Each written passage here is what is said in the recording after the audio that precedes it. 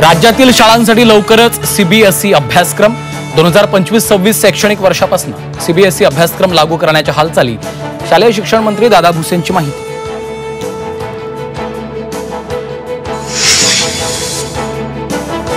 औरंगजेबाची कबर पाडण्यावरून अबू आझमी संतापले। देशाची प्रगती होणार असेल तर कबर उखळून टाका, फक्त हिंदू मुस्लिम वाद करायचा आहे, आमदार अबू आझमींचा आरोप।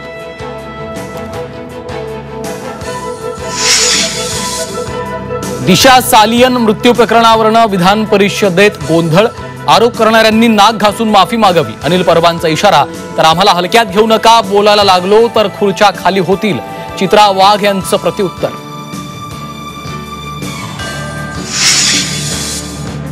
दिशा सालियन प्रकरणी आरोपींना तत्काळ अटक करून चौकशी करा, विधानसभेत नितेश राणे आणि शंभूराज देसाईंची मागणी। एसआयटी चौकशीचं काय झालं, अमित साटम यांचा सवाल।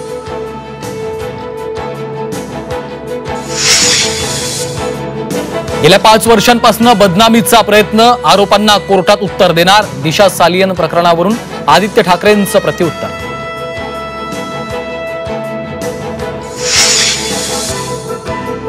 वारंवार गोहत्येचा गुन्हा करणाऱ्यांवर आता मकोका लागणार, मुख्यमंत्री फडणवीसांची विधानसभेत घोषणा।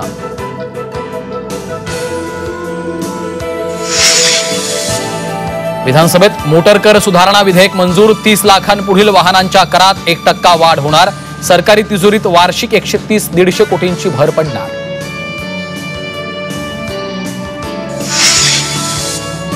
शिल्पकार राम सुतार यांना महाराष्ट्र भूषण पुरस्कार जाहीर, मुख्यमंत्र्यांची विधानसभेत घोषणा।